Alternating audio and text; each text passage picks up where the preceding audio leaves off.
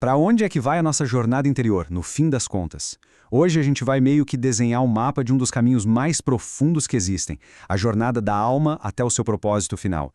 E olha, pegando carona nos grandes mestres espirituais, vamos descobrir que a união com Deus não é um acontecimento raro, mas sim o desabrochar natural de uma vida de fé.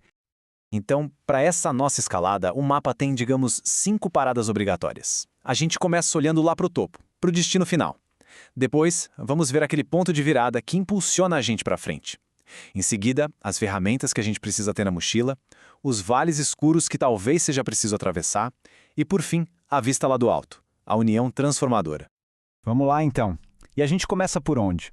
Pode parecer estranho, mas pelo fim. Para entender qualquer jornada, a gente precisa primeiro saber para onde está indo, certo? Qual é o grande objetivo, o eixo que move toda a vida espiritual? Pois é, o destino é esse, a união com Deus. Mas aqui vem a ideia que muda o jogo. Os grandes mestres espirituais insistem que isso não é um privilégio para alguns poucos escolhidos. Pelo contrário, é o desenvolvimento normal da fé. É como se a gente pensasse na graça que se recebe no batismo como uma sementinha. Essa união é simplesmente a flor desabrochando por completo. E essa citação, ela meio que ajusta a nossa lente, sabe? A teologia fala sobre o nada da criatura. E a ideia aqui não é diminuir a gente, muito pelo contrário. A lógica é simples. Se a gente compara qualquer coisa com a infinidade de Deus, todo o resto perde um pouco do seu peso. Por isso, se unir a Ele não é só uma boa opção, é a única coisa que realmente pode preencher a alma por completo. Só que, saber o destino e começar a caminhar de verdade são duas coisas bem diferentes. Muita gente dá os primeiros passos, mas acaba parando no meio do caminho. É aqui que os mestres espirituais apontam para um ponto de virada, um momento que é decisivo. Dá para pensar nisso, sabe, como uma passagem da infância para a adolescência espiritual. No começo, muitas vezes a gente se move por sentimentos bons, por consolações, mas para entrar no que os mestres chamam de via iluminativa, que é um caminho com mais clareza, mais propósito, é preciso uma conversão mais profunda, um realinhamento total das nossas motivações. E essa tabela aqui mostra a mudança de forma brilhante. Antes, a vida espiritual pode ser só mais uma área da vida, sabe? Cheia de altos e baixos, com um egoísmo escondido ali. Depois, não. Ela se torna o centro e tudo mais gira em torno dela. A motivação muda daquele "o que eu ganho com isso" para um amor a Deus, simples e puro. Mas por que essa segunda conversão é tão crucial assim? É que é o seguinte, como a fonte aponta para a gente, o egoísmo está bem fundo em nós. Mesmo quando achamos que estamos agindo por Deus, o amor próprio dá um jeito de se infiltrar. A segunda conversão é o começo do processo de arrancar essa erva daninha, para que o amor de verdade finalmente tenha espaço para crescer. Ok, então, a pessoa passou por essa conversão. E aí? Como é que se caminha agora? A jornada vira algo bem prático. O foco se volta todo para o cultivo das virtudes, que são como as ferramentas essenciais para essa subida. E aqui estão os pilares dessa construção. A humildade, gente, é a fundação. Se não tiver isso, esquece. O prédio todo cai. A prudência é o arquiteto, que garante que cada peça vá para o lugar certo. Paciência e mansidão são as paredes que nos protegem das tempestades. E a castidade, que aqui a gente entende como um coração puro, é a janela que deixa a luz de Deus entrar.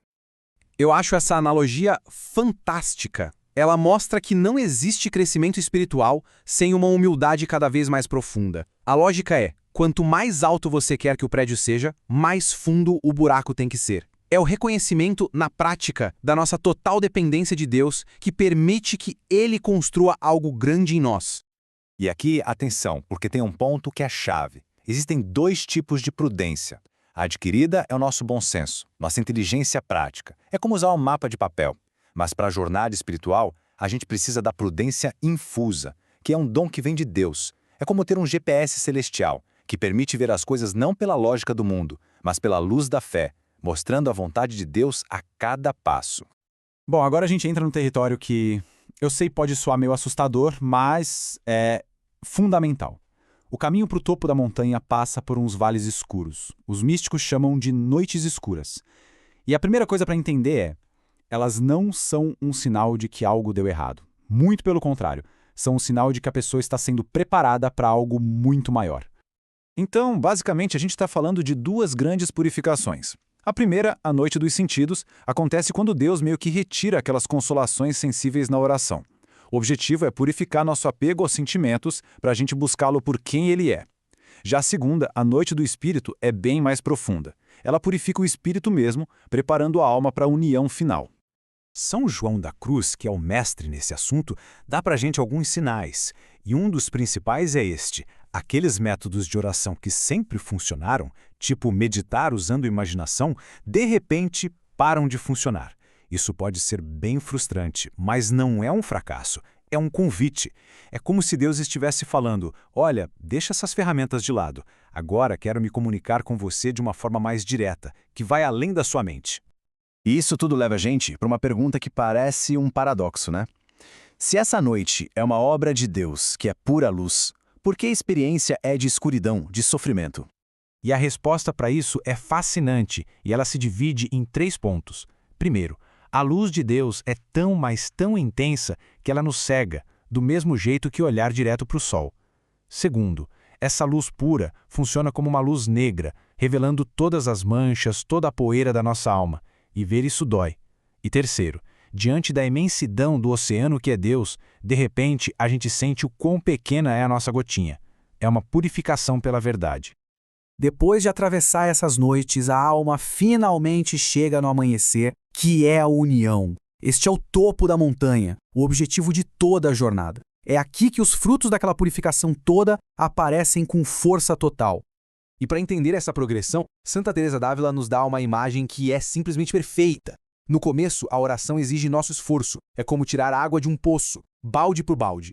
Mas, nos estágios mais altos, Deus assume o trabalho. A oração se torna como um jardim recebendo uma chuva que vem do céu sem esforço nenhum da nossa parte. A gente passa de ativo a receptivo. Tá, mas na prática, o que acontece? Quais são os frutos disso? A pessoa não só muda, ela floresce. As virtudes se tornam heróicas, praticadas com uma facilidade que parece sobre-humana. Lá no centro da alma se instala uma paz que nada consegue abalar. O conhecimento de Deus deixa de ser algo que se lê nos livros e vira uma certeza íntima, quase como sentir o calor do sol na pele. E por fim, esse amor imenso por Deus transborda num desejo apaixonado de compartilhar essa luz com todo mundo.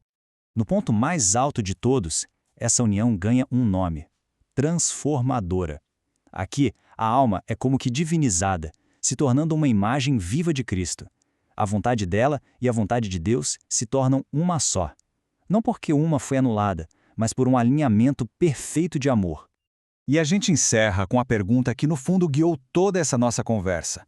Se a vida de fé é uma semente da vida eterna, será que essa união profunda com Deus aqui na Terra não é na verdade o caminho normal para o qual todo mundo foi criado? O verdadeiro prelúdio para a visão face a face lá no céu? Fica aí a reflexão.